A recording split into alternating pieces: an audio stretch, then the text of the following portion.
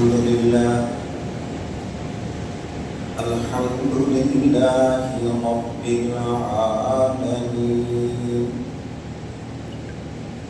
والعاقبة للمتقين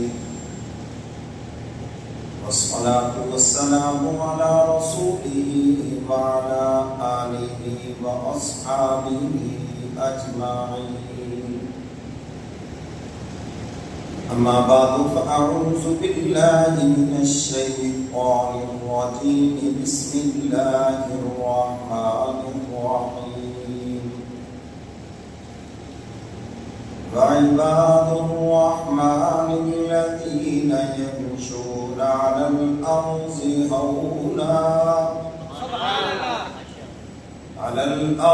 هونا وإذا خاطبهم الجاهلون قالوا سلاما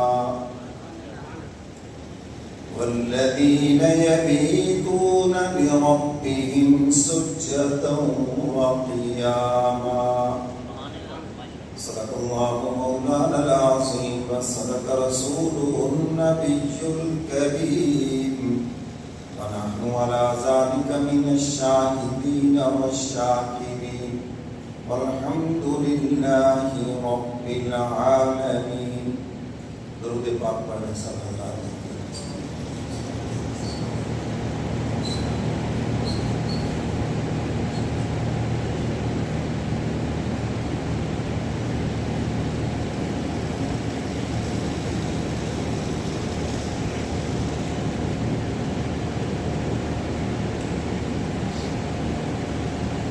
میرے واجب الاحترام معزز حاضرین، آپ حضرات کے سامنے سورہ فرقان 19واں پارہ سورہ فرقان کا آخری رکوع، اس میں 2 آیتیں تلاوت کی ہیں. اب تعالیٰ نے ان آیات میں اپنے بندوں کی تعریف فرمائی ہے. بندے تو سارے ہی اللہ کے ہیں. جس طرح بیٹے تو سارے ماں کے ہوتے ہیں، ایک پھر ماں کا لاڈلا بھی ہوتا ہے. اسی طرح کچھ رحمان کے محبوب بندے ہیں. اب آپ اندازہ لگائیں وہ بندے کتنی شان والے ہیں جن کی اللہ خود تعریف فرما رہے ہیں. وہ اوصاف، وہ باتیں آپ کے سامنے رکھوں گا. اگر تو ہم میں موجود ہیں تو اللہ کا شکر ادا کریں، اور اگر موجود نہیں ہیں تو فکر کریں کہ وہ چیزیں ہم اپنے اندر پیدا کریں. پہلے ٹھیک تھا، آپ ذرا بیٹھ گئے، پہلے صحیح تھا.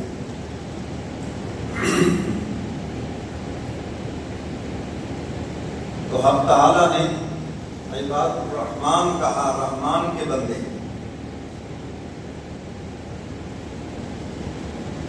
اور رحمان کہتے ہیں اس جیسا رحم کرنے والا ہے ہی کوئی. گویا کہ یہ جنتی لوگوں کی نشانیاں ہیں جو اللہ نے یہاں بیان فرما دی. تو سورہ فرقان کا یہ آخری رکوع ہے. آپ پڑھیں گھر جا کر، خود ترجمہ پڑھیں اس کا. اللہ تعالیٰ نے اپنے بندوں کی 13 صفات بیان فرمائی. کتنی بھی 13. یہ تو ہم بولتے ہیں نا جی میں 13 چاہوں جی. اگر میں کہتا ہوں آپ ان 13 میں سے ہو جائیں. یہ 13 صفات جس میں ہوں، اب تعالیٰ فرماتے ہیں وہ عباد الرحمن ہیں، وہ رحمان کے بندے ہیں. میں کوشش کروں گا انشاءاللہ العزیز آج کی نشست میں تھوڑا تھوڑا ان کا خلاصہ آپ کے سامنے رکھوں، ورنہ تو اتنی وسعت ہے اس کے اندر کہ بڑی آسانی کے ساتھ 13 جمعے پڑھائے جا سکتے ہیں. اگر ایک ایک بات کو کھولا جائے تو ہماری طبیعتیں جلدی بتا جاتی ہیں. اس لیے میں چاہتا ہوں کہ آپ چاہت سے سنیں دو چار ہم بیان سن لیں جی، بہت سن لیں جی، ان کا بیان بڑے سن لیں جی، چلو کوئی نہیں ہو خیر ہے، اب نماز پڑھ لیں کافی ہے. یعنی 8-10 بیان سن کر وہ مجدد بن جاتے ہیں. 2 کتابیں پڑھ لی تو بس یہ بڑا نالج ہے. میں نے کہا نالج کا ہے، معلومات ہیں آپ کی. نالج تو ہوتا ہے جو باضابطہ علم پڑھا جائے، یہ تو معلومات ہے. میڈیکل کا علم پڑھا جائے تو اس کو آپ ڈاکٹر کہیں گے. ایک صرف معلومات لے لے فلاں گولی فلاں مرض کے لیے ہے تو وہ ڈاکٹر تھوڑی بن گئے. اس کے پاس علم تھوڑی آ گیا، معلومات آئی ہے تھوڑی سی. لوگ معلومات کو علم سمجھتے ہیں. تو میرے محترم سامعین، اب تعالیٰ فرماتے ہیں جو عباد الرحمن وہ میرے بندے جن پر میں نے دنیا میں بھی رحم کیا اور آخرت میں بھی ان پہ رحم کرنا ہے. ان کی صفات یہاں پر بیان فرمائی ہیں. 19واں پارہ سورہ فرقان اور اس کا آخری رکوع ہے. فرمایا وعباد الرحمن الذین یمشون علی الارض ہونا وَإِذَا خَاطَبَهُمُ الْجَاهِلُونَ قَالُوا سَلَامًا. اب تعالیٰ فرماتے ہیں جو عباد الرحمن ہیں، جو رحمان کے بندے ہیں، میرے پیارے بندے ہیں، واہ مولا تیری عظمت پہ قربان جائیں. کبھی آپ نبیوں کی شان بیان فرماتے ہیں، کبھی قرآن میں اپنے محبوب کی شان بیان فرماتے ہیں، کبھی حضرات صحابہ کرام کی شان بیان فرماتے ہیں، اور کبھی اپنے پیارے بندوں کی شان بیان فرما رہے ہیں. واہ مولا تیری عظمت پہ قربان جاؤ. ہم جیسے جتنے بھی ہیں کم از کم امیدوار تو ہے، آپ ان بندوں کی شان بیان کر رہے ہیں. تو آپ تعالیٰ فرماتے ہیں جو میرے بندے ہیں نا، ان کی پہلی شان یہ ہے، ان کا پہلا وصف یہ ہے کہ وہ عاجز ہوں گے، متکبر نہیں ہوں گے. یمشون علی الارض ہونا، زمین کے اوپر عاجزی سے چلیں گے، سینے تان کر نہیں چلیں گے. پاؤں زمین پہ مار مار کے اپنا آپ نہیں بتائیں گے کہ ہم بڑے پاورفل ہیں، بلکہ فرمایا عاجزی سے چلیں گے. ان کے چلنے میں بھی عاجزی ہوگی، ان کی گفتار میں بھی عاجزی ہوگی، ان کی رفتار میں بھی عاجزی ہوگی، اور ان کے معاملات کے اندر بھی تمہیں عاجزی نظر آئے گی. میرے محترم سامعین، آج یہ بیماری بہت سو کو لگ گئی. وہ سمجھتے ہیں شاید تکبر کو کسی چیز کا نام ہے، اور عاجزی جو ہے وہ صرف لفظوں کا نام ہے. ہم تو بڑے عاجز فاجز ہیں جی. کوئی عاجزی سے آپ نے کہا ہم تو بڑے گناہگار ہیں. حکیم الامت مجدد ملت حضرت مولانا اشرف علی تھانوی رحمۃ اللہ علیہ فرماتے ہیں یہ بھی اصل میں تکبر کی ایک چھپی ہوئی قسم ہے کہ ہم اگلے کے منہ سے اپنی تعریف سننا چاہتے ہیں. میں کہوں جی میں تو بڑا عاجز بھاؤ کہ نہیں جی نہیں، آپ تو بڑے حضرت صاحب ہیں جی، آپ تو بڑے علامہ ہیں، آپ تو جناب بڑے عالم دین ہیں. یہ بھی ایک چھپی ہوئی قسم ہے. حضرت نے بیماری کو پکڑا ہے وہیں سے. فرمایا تجربے کے طور پہ کہتا ہوں، اگر کوئی کہے نا جی میں بڑا گناہگار ہوں، آپ کہتے ہیں ہاں واقعی مجھے بھی پتا چلا ہے تم بڑے پاپی ہو. پھر اس کے چہرے کے اینگل دیکھنا.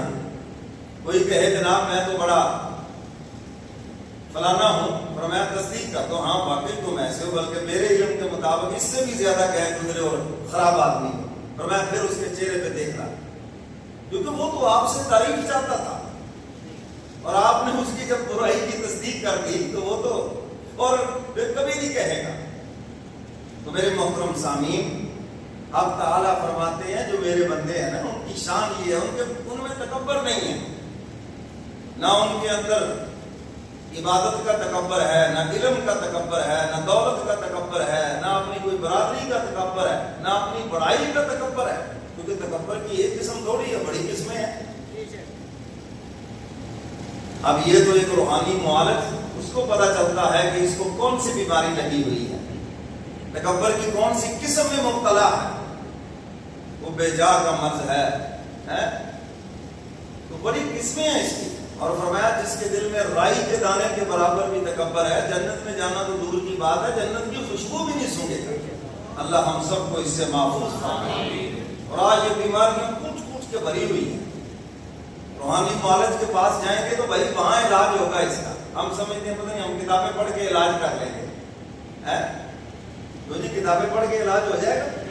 کتابیں پڑھ کے آپریشن کر لو آنکھوں کا، کڈنی کا کوئی آپریشن کر لے، ہر قسم کی کتابیں پڑھی ہیں مارکیٹ میں، تو کتابیں پڑھ کر اس کا علاج نہیں ہوگا۔ اس کا علاج کسی معالج کے پاس ہوگا جو روحانی معالج ہے، ان بیماریوں کو سمجھتا ہے۔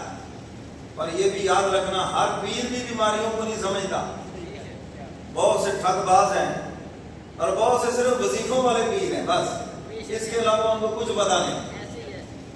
حضرت تھانوی رحمۃ اللہ علیہ فرماتے ہیں پیر کے لیے بزرگ ہونا بھی ضروری نہیں ہے، بلکہ اس کا صاحب نسبت اور بیماریوں کو سمجھنا ضروری ہے، روحانی بیماریوں کو سمجھتا بھی ہو اور اس کا علاج بھی جانتا ہو۔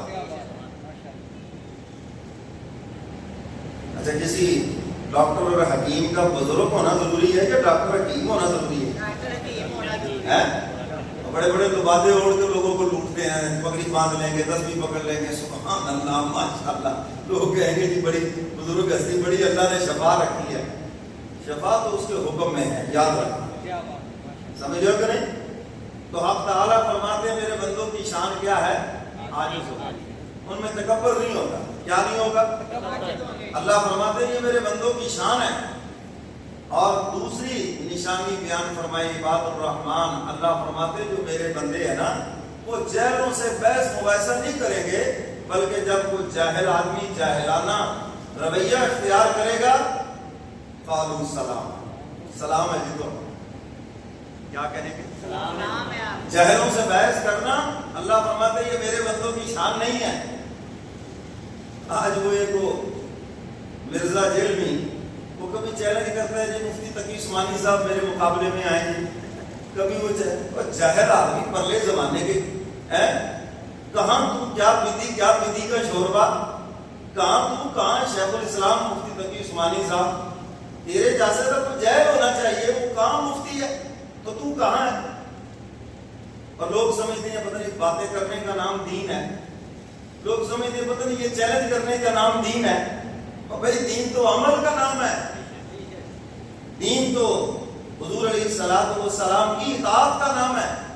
وہ حضرات صحابہ کرام کو گالیاں دے رہا ہے اور تم اس کو اسلام کا نمائندہ سمجھ رہے ہو۔ تو میرے محترم سامعین، حق تعالیٰ فرماتے ہیں جو میرے محبوب بندے ہیں نا، وہ جہلیت کے کاموں سے بھاگیں گے۔ اگر کوئی جہل بحث مباحثے کی شکل میں آئے، جہلیت والا کام کرے، تو وہ آگے سے جہلیت والا جواب نہیں دیں گے۔ جہل آدمی کا کام ہے گالیاں دینا، فرمایا میرے بندے گالیاں نہیں دیں گے۔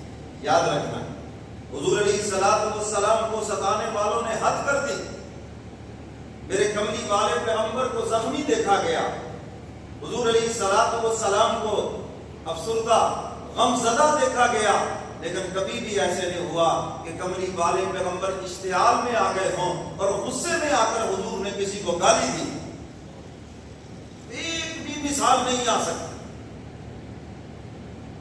تو یہ میرے محبوب کی تعلیمات ہیں۔ گالیاں دینا یہ منافقوں کا کام ہے۔ حدیث مبارکہ میں منافقی کتنی نشانیاں، بات کرے تو جھوٹ بولے، وعدہ کرے تو وعدہ خلافی کرے، امانت رکھی جائے خیانت کرے، اور جب لڑائی جھگڑا ہو گالت گلوچ کرے۔ یہ تو منافقوں کا کام ہے۔ تو میرے محترم سامعین، اب تعالیٰ فرماتے ہیں جو میرا بندہ ہے، میرا محبوب بندہ، جن کے لیے میں نے جنت واجب کر دی ہے، فرمایا وہ کبھی گالی نہیں دیں گے، اور مجذوب بھی کبھی گالی نہیں دے گا۔ لوگ سمجھتے ہیں جو پاگل ہو یہ مجذوب ہے۔ ارے مجذوب تو جذب سے ہے، جس کو اللہ اپنی محبت میں جذب کر لے اسے مجذوب کہتے ہیں۔ لوگ سمجھتے ہیں جو پاگل ہو جائے وہ مجذوب ہے، یہ خدا کا دوست ہے۔ میں نے کہا تمہارے دوست عقل مند اور خدا کے دوست بے وقوف ہے۔ عجیب بات ہے یار، عجیب تقسیم ہے تمہاری، کیوں جی؟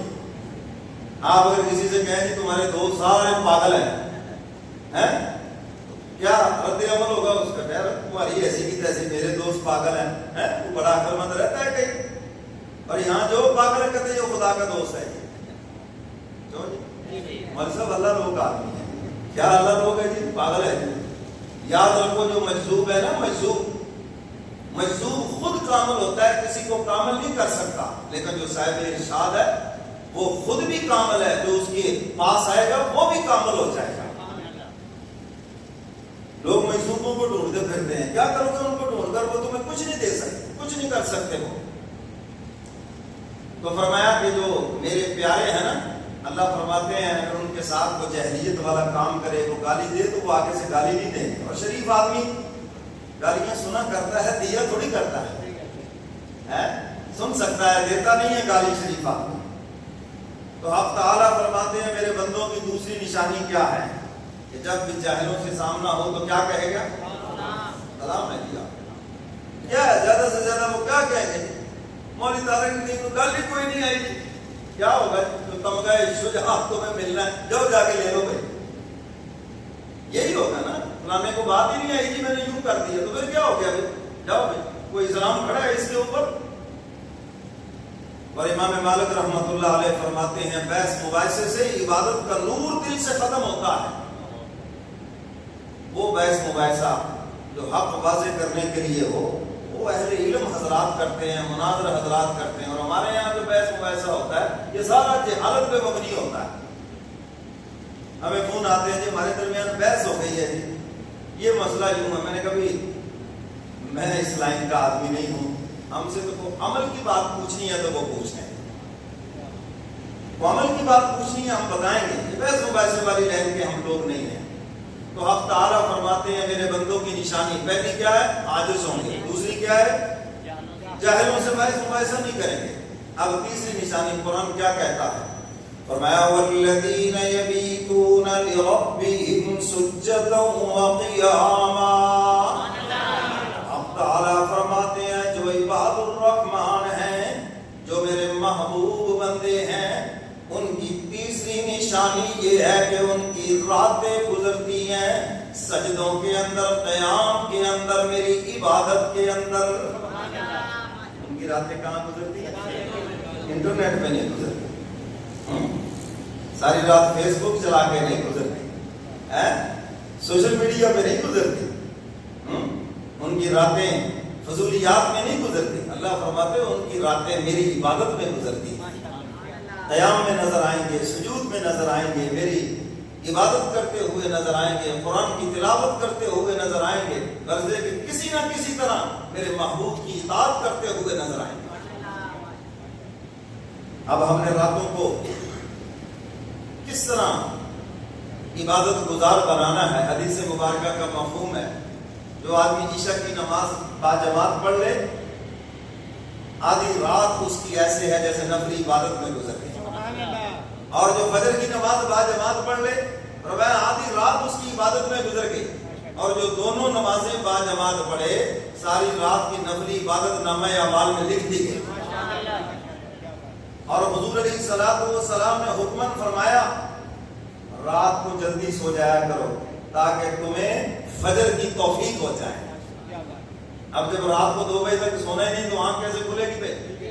کتنے لوگ ہیں جو فجر قضا کر کے پڑھتے ہیں، اب وہ تو پڑھتے ہی نہیں، جو پڑھتے ہیں وہ قضا کر کے پڑھتے ہیں۔ اور حدیث مبارکہ کا مفہوم ہے جب فجر کی نماز گزر جائے تو شیطان پھر ان کے کانوں میں پیشاب کرتا ہے، سورج نکلتا ہے تو شیطان ان کے کان میں پیشاب کرتا ہے۔ اب تم بتاؤ کہ ان سے کیا خیر کی توقع ہے؟ سو رہے بیٹھے، ہمیں تو حکم ہے فجر کے بعد جلدی بزنس شروع کرو، اس میں تمہارے لیے برکت ہے، اور ہم کہتے نہیں جی اٹھ رہے ہیں، ہم نے دن کے 11 بجے ہے جا کر۔ ایک بزرگ کے پاس آئے نا جی کاروبار میں بڑا زوال ہے، دکان کس وقت کھولتے ہو؟ جی 12 بجے کھول لیتا ہوں۔ اور میں جب زوال کے وقت کھولو گے تو زوال ہی آئے گا نا، اور صبح برکت کے ٹائم پہ کھولو گے تو برکت آئے گی۔ یہ برکت کا ٹائم ہے۔ اللہ کے نبی فرما رہے ہیں اللہ نے میری امت کے لیے صبح کے ٹائم میں برکت رکھی ہے۔ حضور علیہ السلام نے ارشاد فرمایا سفر شروع کرنا ہے تو صبح صبح شروع کرو، تمہارے وقت میں برکت ہے، جلدی منزل پہ پہنچو گے۔ کوئی کام شروع کرنا ہے صبح کے وقت شروع کرو، جلدی ہو جائے گا۔ برکت رکھی ہے اللہ نے میری امت کے لیے صبح کے ٹائم کے اندر۔ اور یہاں ماشاءاللہ سارے سوئے پڑے ہیں، ایسے ہی نہیں اس لیے معمول بنا ہے. بہت سے لوگ کہتے ہیں لو جی ہم صبح صبح اٹھ جائیں گے تو کاروبار کیسے کریں گے. لوگ تو آتے ہیں 11 بجے. آپ اٹھ کر دیکھ لیں یہ صبح صبح ناشتے والوں کا کام چلتا ہے. پیٹرول پمپ والے کا بھی چلتا ہے. بہت سے جناب ان کے موٹر سائیکل گاڑی پنچر ٹوٹتے پھرتے ہوتے کو پنچر والا اٹھا ہوا ہو. چلتا ہے یہ نہیں چلتا. جب آپ اٹھیں گے تو چلے گا. گاہک کون بھیجتا ہے؟ جب آپ نبی کے حکم پہ عمل کریں گے تو گاہک وہ بھیج دیں گے. سمجھ گئے بات کی. چلو ضروری بزنس کرنا, کوئی اور کام کر لو, قرآن کی تلاوت کر لو, کوئی اور کام کر لو, کوئی حساب کتاب کا سلسلہ ہے, کچھ ہے, کوئی اور معمول بنا لو صبح کے وقت, بجائے اس کے کہ آپ سارا ٹائم سو کر گزارے. تو میرے محترم سامعین کبھی سفر میں ہے, مجبوری ہے, چلو رات کو جاگنا وہ تو ہو گیا, جائز ہے. جی وہ خوشی غمی کا معاملہ ہے وہ تو جائز ہے. لیکن بلا وجہ رات کو صرف انٹرنیٹ چلانے کے لیے اچھے بڑے لوگ مسئلہ پوچھتے ہیں جی ہمیں نشہ لگ گیا, جب تک 4 گھنٹے موبائل نہ چلائے نیند نہیں آتی. کسی سے کہہ رہے اس ڈاکٹر کے پاس جاؤ, آپ کو گولی دے پھر آپ تو پھر نہیں, یہ حقیقت ہے, آپ پاگل پن کی طرف جا رہے ہیں. سمجھے, جہاں پر بھی کسی کی دماغی سوئی اٹک جاتی ہے پھر وہ نہیں نکل رہی, اس کا مطلب یہ ہے کہ یہ ذہنی مریض ہو رہا ہے. اور اس نے ذہنی مریض بنایا ہے بہت سے لوگوں کو. تو حق تعالیٰ فرماتے ہیں اللہ کے بندوں کی تیسری نشانی کیا ہے کہ ان کی راتیں کہاں گزرتی ہیں؟ عبادت. تو نفلی عبادت ہو گئی, عشاء فجر باجماعت پڑھ لیں, اللہ توفیق دے کچھ قرآن کی تلاوت کر لیں. حضرت تانوی رحمۃ اللہ علیہ فرماتے ہیں عشاء کے بعد 8 نفل تہجد کی نیت سے پڑھ لیں اور تمہارا نام تہجد گزاروں میں لکھ دیا جائے گا. ضروری نہیں ہے کہ تہجد سو کر ہی پڑھنی ہے, یہ لوگوں کے ذہن میں ہے کہ تہجد رات کے آخری حصے میں ہو. بھائی عشاء کے بعد تہجد کا ٹائم شروع ہو گیا, بس عشاء کی نماز کے بعد بھی ایک آدمی کو ڈر ہے میں صبح نہیں اٹھ سکوں گا, تہجد کی نیت سے 4 یا 8 نفل پڑھ لیں, اللہ تہجد کا پورا ثواب ملے گا. تو اللہ فرماتے میرے پیارے ان کی راتیں گزرتی ہیں عبادت میں. کس میں گزرتی ہیں؟ آگے چلیں جی. فرمایا کہ میرے پیاروں کی کتنی نشانی آ گئی جی؟ ہاں, چوتھی نشانی آ گئی. فرمایا والذین یقولون ربنا اصرف عنا عذاب جہنم ان عذابها کان غراما انها ساءت مستقرا ومقاما. اب تعالیٰ فرماتے ہیں میرے پیاروں کی نشانی یہ ہے اتنی عبادت کرنے کے بعد بھی وہ متکبر نہیں ہوتے. عبادت کرنے کے بعد ان میں عبادت کا تکبر نہیں آتا, بلکہ وہ استغفار کرتے ہیں اور جہنم سے پناہ مانگتے ہیں, عذاب سے پناہ مانگتے ہیں. الذين يقولون ربنا اصرف عنا عذاب جہنم, دعا مانگتے ہیں الہ العالمین ہمیں جہنم کے عذاب سے بچا لیجئے. عبادت کرنے کے بعد تکبر نہیں کرتے. شیطان نے بڑوں بڑوں کو پٹک کے رکھ دیا, عبادت کے بعد متکبر بنا دیا. عبادت کرنے کے بعد اپنے آپ کو جنتی سمجھنے لگے اور اوروں کو جہنمی سمجھنے لگے. ارے تم جن کو جہنمی سمجھ رہے ہو پتہ نہیں کون سا عمل خدا کے دربار میں ان کا قبول ہو گیا ہو اور ان کی جنت کا بھی اعلان ہو گیا ہو. اللہ تعالیٰ کو تو علم ہے نا کون جنت میں جائے گا کون جہنم میں جائے گا, اور اللہ نے جنت کو بھی بھرنا ہے جہنم کو بھی بھرنا ہے, دونوں سے وعدہ ہے. تو اس کو تو علم ہے کون جنتی ہے کون جہنمی ہے, ہمارے پیدا ہونے سے پہلے علم ہے, یہ اس کے علم کی وسعت ہے. ایک صحابی نے عرض کیا اللہ کے محبوب جب جنت اور جہنم کا فیصلہ ہو گیا ہے تو پھر عمل کی کیا ضرورت ہے, پر جو فیصلہ ہو گیا وہ ہو جائے گا. حضور علیہ الصلوۃ والسلام نے ارشاد فرمایا جس کے لیے جنت کا فیصلہ ہوا ہے اس کے لیے جنت والے اعمال آسان کر دیے گئے, اور فرمایا جس کے لیے جہنم کا فیصلہ ہوا ہے اس کے لیے جہنم والے اعمال آسان کر دیے گئے.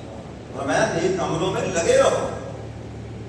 ایک آدمی نماز پڑھتا ہے, تہجد پڑھتا ہے, نوافل پڑھتا ہے, ایک وہ ہے جس کو ایک سجدے کی بھی توفیق نہیں. ایک آدمی چوری سے بچتا ہے اور ایک کہتا کرنی چوری ہے جو مرضی ہو جائے. تو میرے محترم سامعین جن کے لیے جنت کا فیصلہ ہے ان کے لیے جنت والے اعمال آسان ہیں. اور جن کے لیے جہنم کا فیصلہ ہے ان کے لیے جہنم والے اعمال آسان ہیں۔ اور امام غزالی رحمۃ اللہ علیہ فرماتے ہیں انسان یہ سب سے بڑا دھوکہ ہے، تو نے اپنے آپ کو دھوکہ دے رکھا ہے، کام کرے تو جہنم والے اور امیدوار بن جائے تو جنت کا۔ پہلے جنت والے کام کر، پھر تو امیدوار پر جنت کا، اور پھر پکی ہے تیرے لیے جنت۔ تو بات سمجھ آ گئی؟ تو حق تعالیٰ فرماتے ہیں یہ میرے بندوں کی نشانی ہے، فرمایا کہ وہ معافیاں مانگتے ہیں، جہنم سے پناہ مانگتے ہیں، عبادت کر کے متکبر نہیں ہوتے بلکہ عبادت کر کے استغفار کرتے اور مجھ سے معافی مانگتے ہیں۔ اسی لیے تو حکم ہے نماز پڑھنے کے بعد بھی استغفر اللہ ربی من کل، میں نے پچھلے جمعہ پر بھی یہ بات بتائی کہ استغفار کریں، کیونکہ عبادت کا حق ادا نہیں ہوا، جو کمی کوتاہی رہ گئی حق تعالیٰ اپنی شان رحمت سے معاف فرما۔ کتنی ہو گئی جی؟ 4 ہو گئی۔ اب آگے پانچویں نشانی اللہ بیان فرما رہے ہیں عباد الرحمن اپنے پیارے بندوں کی۔ یہ باتیں میں اس لیے سنا رہا ہوں تاکہ ہم اپنے اندر پیدا کریں، اور اگر پہلے ہی موجود ہے تو خدا کا شکر ادا کریں کہ یا اللہ تیرا شکر ہے، تیرے پیاروں کی کوئی ادا تو ہے نا ہمارے اندر۔ فرمایا والذین اذا انفقوا لم يسرفوا ولم يقتروا وكان بين ذلك قواما۔ اب تعالیٰ فرماتے ہیں کہ میرے پیاروں کی نشانی یہ ہے کہ وہ فضول خرچ نہیں ہے اور وہ بخیل بھی نہیں ہے، بلکہ اعتدال کے ساتھ خرچ کرتے ہیں۔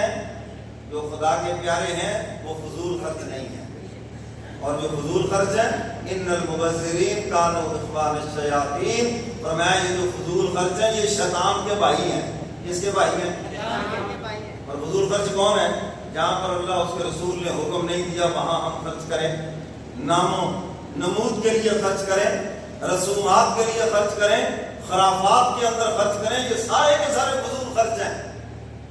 ایک چیز مباح ہے، جائز ہے تمہارے لیے، لیکن اس کے اندر بھی حد سے تجاوز کر جانا۔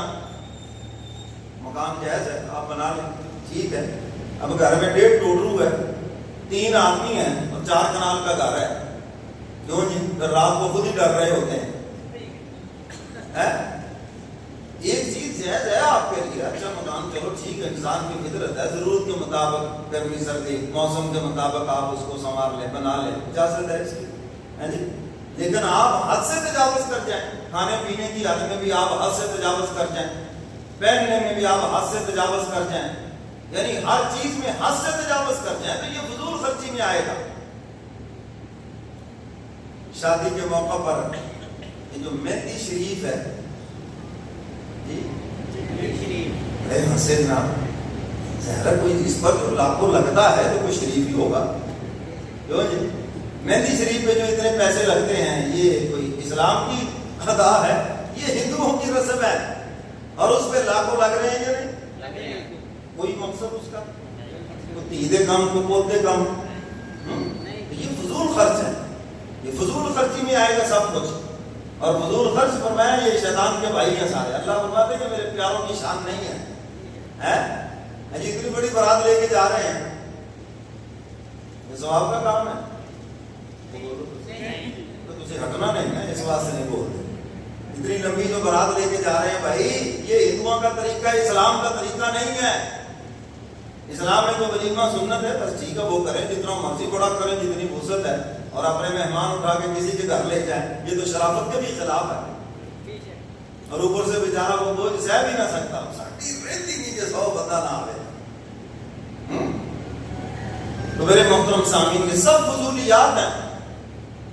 مووی والے کو 1.5 لاکھ دیا جا رہا ہے، اسٹیج سجانے والے کو 2 لاکھ دیا جا رہا ہے، اور بینڈ باجے والے شیطانوں کو 2-2 ڈھائی لاکھ دیے جا رہے ہیں۔ یہ ثواب دے کام نے؟ بولو تو صحیح ہے۔ میں کہتا ہوں چلو کم از کم اس کا احساس تو ہو جائے کہ یہ گناہ ہے، سمجھ گئے ہو بات کی؟ لاکھوں لگا رہے ہیں ان چیزوں پر، کوئی مقصد ہے؟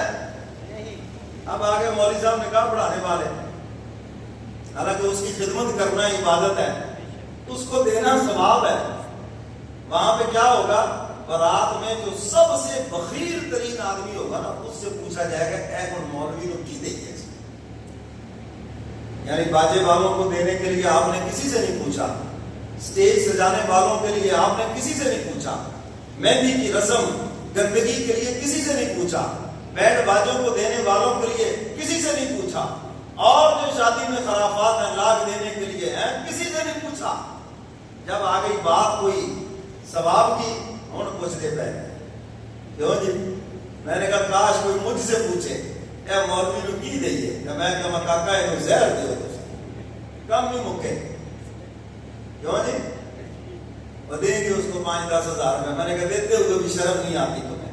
جس نے ظالموں دعا کرنی ہے، جس نے نکاح پڑھانا ہے، جو اصل کام ہے، تو چاہیے تھا سب سے زیادہ خدمت اس کی ہوتی، لیکن سب سے زیادہ ظلم کا سلوک اس سے ہوتا ہے۔ کیوں جی بات سمجھ آ رہی ہے؟ ہم سے تو ہو رہا ہے، سالوں سے ہو رہا ہے، تو پھر کیا ہوگا؟ کوئی بات نہیں۔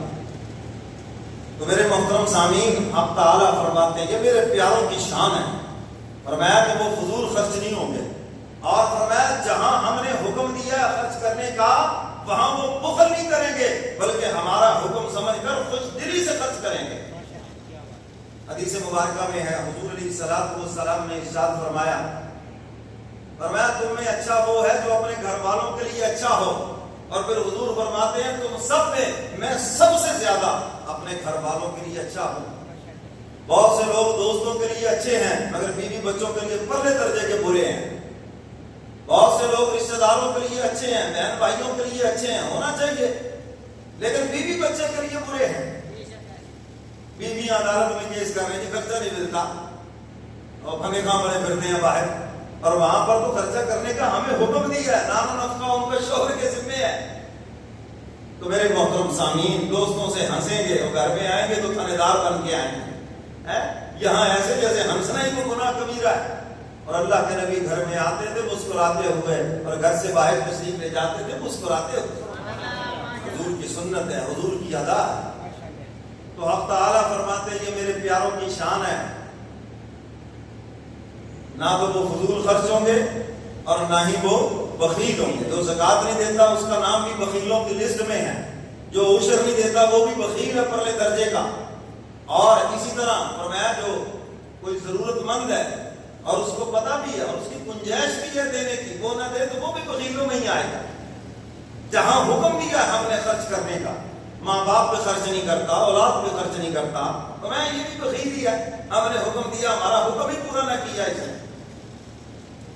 وَكَانَ بَيْنَ ذَلِكَ قَوَامًا، اب تعالیٰ فرماتے ہیں تو میرے پیارے بندے وہ اعتدال سے چلیں گے۔ کیسے چلیں گے؟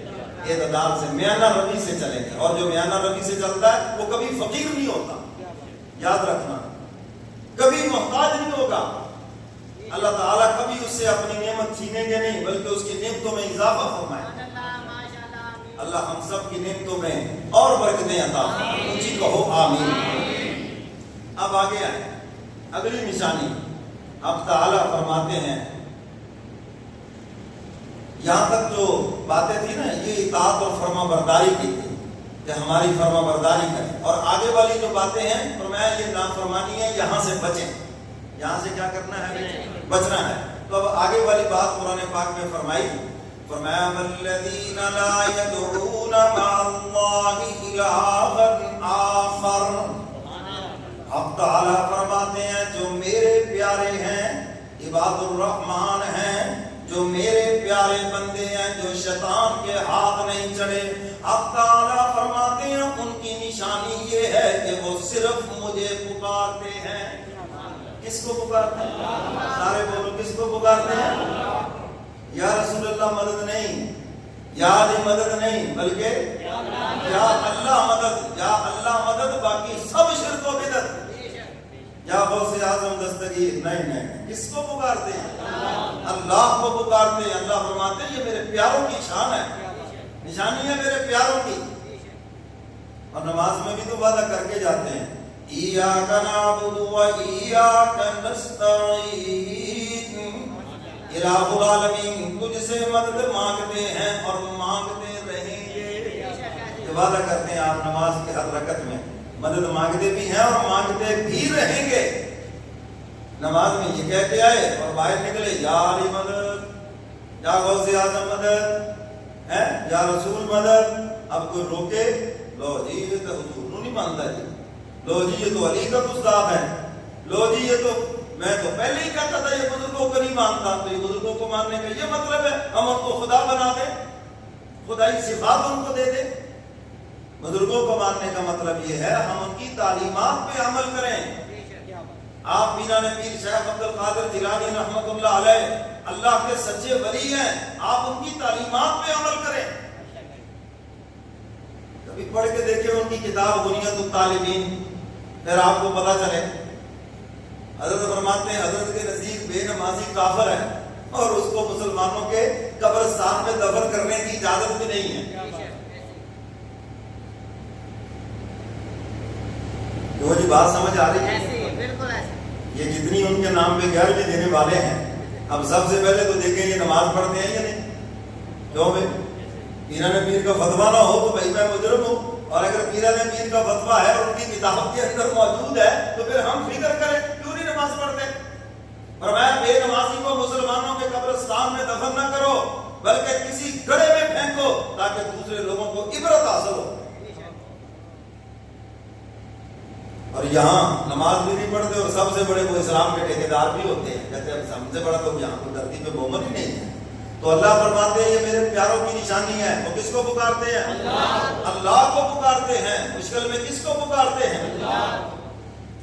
بہت سے لوگوں کو آپ دیکھیں کہ مجمع میں بیٹھے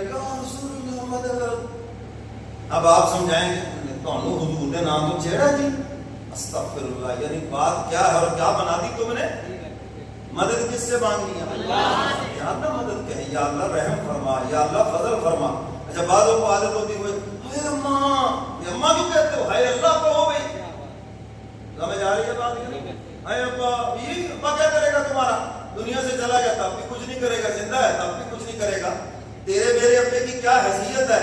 یوسف علیہ السلام ان کے والد یعقوب علیہ السلام 3 میل کے فاصلے پر ہے اور بیٹا کنویں کے اندر ہے. تو میرے محترم سامعین, نہ ابا کو پکارنا ہے, نہ اماں کو پکارنا ہے, نہ کسی پیر کو پکارنا ہے, نہ کسی ولی کو پکارنا ہے, نہ صحابہ کو پکارنا ہے, نہ نبیوں کو پکارنا ہے. کس کو پکارنا ہے؟ اونچی بولو, کس کو پکارنا ہے؟ اللہ کو پکارنا ہے. وہی ہے پکار سننے والا, وہی ہے مشکلیں حل کرنے والا, وہی ہے بیماریوں سے شفا دینے والا, وہی ہے مصیبتوں سے نجات دینے والا. اور جو خدا کو پکارتا ہے اللہ فرماتے ہیں ہم مدد کے لیے تیار ہیں, اور جو غیر خدا کو پکارتا ہے اللہ فرماتے ہیں جاؤ جا کے پھر مخلوق سے اپنی مشکلیں حل کروا. سمجھ آ رہی ہے بات؟ صحابہ پہ مشکلیں آئی ہیں اور وہ حضور کے پاس آئے, درخواست لے کر آئے, اور اللہ تعالیٰ نے, صحابہ فرماتے بہت ساری مشکلیں تو ایسی ہوتی تھی بس ہم حضور کے پاس آتے تھے, بس حضور کا چہرہ ہی دیکھتے تھے تو غم ختم ہو جاتا. اللہ نے محبوب کا چہرہ ہی ایسا بنایا